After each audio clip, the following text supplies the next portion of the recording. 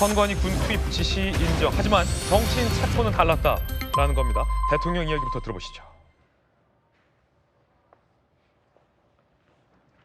이번 그 사건을 보면은 실제 아무런 일도 일어나지 않았는데 뭐 지시를 했니, 지시를 받았니, 뭐 이런 얘기들이 마치 그 어떤 호수 위에 떠 있는 무슨 달그림자 같은 거를 쫓아가는 그런 느낌을 좀 많이 받았고요. 선관위에 보내라고 한 것은 제가 김용현 장관에게 얘기를 한 겁니다. 물론 제가 검찰에 있을 때부터 선거 그 사건 그리고 선거 소송에 대해서 이제 쭉 보고를 받아보면은 상식적으로 납득이 안 가는 이런 엉터리 투표지들이 이제 많이 나와 있기 때문에 이게 좀 문제가 있겠구나 하는 생각은 제가 해왔고요. 선관위의 전산 시스템이 어떤 것들이 있고 어떻게 이것이 가동되고 있는지를 스크린을 하라.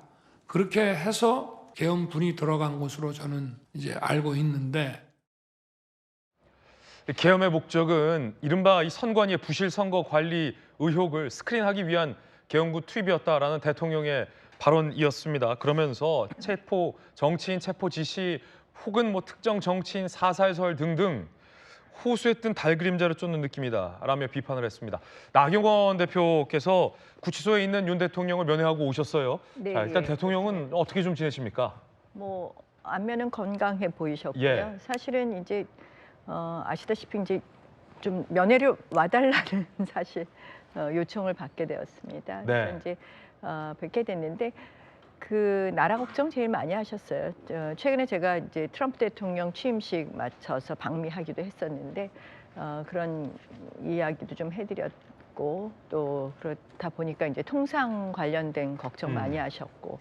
그다음에 뭐 계엄에 관련된 이야기, 뭐 자연스럽게 여러 가지 이야기를 예. 했습니다. 또 특히 이제 최근에 2030들이 다시 국민의힘을 지지하게 된 것에 대해서 굉장히 긍정적으로 보시면서 청년들이 예. 대통령과 또 여당을 지지한 것에 대해서 대통령이 긍정적으로 본다. 예, 그러니까 이제 대통령 당선 때도 2030들이 많이 지지해준 덕에 당선이 되었는데 다시 그들이 돌아온 것 같다. 그래서 당이 좀 하나 되어서 2030 또 국민들에게 좀 희망을 주는 메시지를 많이 내주었으면 좋겠다. 이런 당부도 하셨습니다. 네. 네. 혹시 뭐 대통령께서 헌재 선고나 수사를 앞두고 좀 어떤 모습이셨나요? 좀 불안해하시고 걱정하셨나요? 아니면 좀 초연하고 유연했나요? 그냥 어떻게 보면은 굉장히 당당한 모습으로 이렇게 대통령이란 지위에서 나라가 이렇게 망가지는 걸 보고만 있을 수 없었다라는 말씀을 하시더라고요. 그래서 이제 아시다시피 뭐 그 탄핵이 계속되었잖아요. 줄 탄핵이라고 우리가 얘기하는 29건의 줄 탄핵이 있었고 특히 이제 최근에 방통위원장 탄핵은 기각이 됐지만 방통위는 그동안 우리 정부 들어와서 한 번도 작동을 하지 않았는데 그래서 줄 탄핵하고 그다음에 이제 예산을 완전히 삭감을 하지 않았습니까? 뭐 검찰 특수활동비, 경찰 특수활동비, 대통령실 특활비를 다 삭감한 마당에 감사원장까지도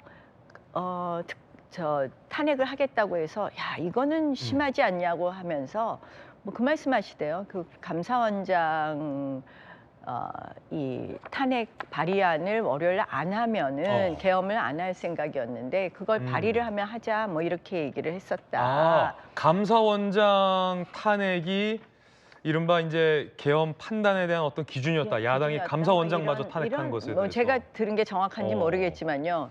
뭐 그런 이야기를 하시면서 감사원장까지도 탄핵 발의를 하는 걸 보면서 계엄을 결심했다라는 취지로 말씀을 하시는데요.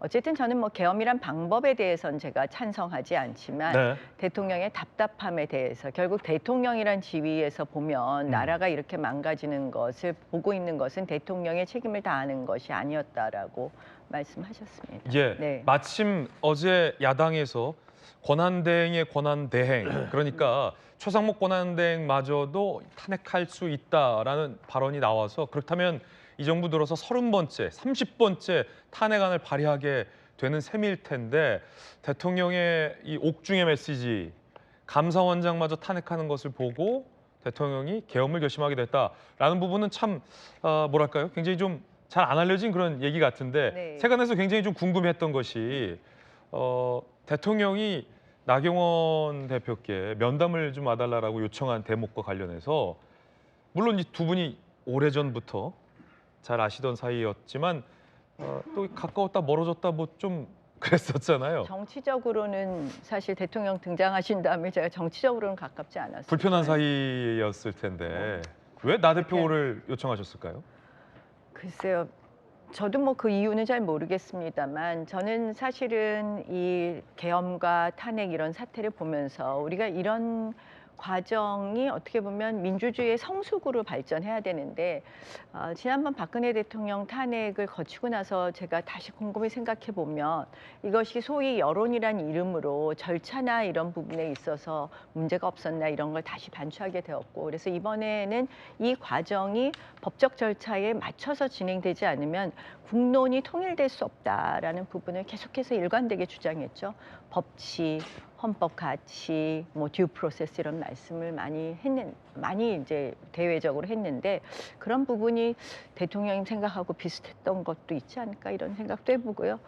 잘 싸운다 그랬을까요? 잘 모르겠습니다. 잘 싸운다고? 왜 오라고 하셨는지는 잘 모르겠는데 아마 늘 지금 제가 말한 헌법가치, 법치 이런 부분에 상당히 공감하신 거 아닐까 이렇게 생각해봤습니다. 예. 네. 자, 대통령과 면담하고 온 나경원 전 대표와 함께, 나경원 의원과 함께 잠시 후에 관련된 이야기 계속 이야기 나눠보겠습니다.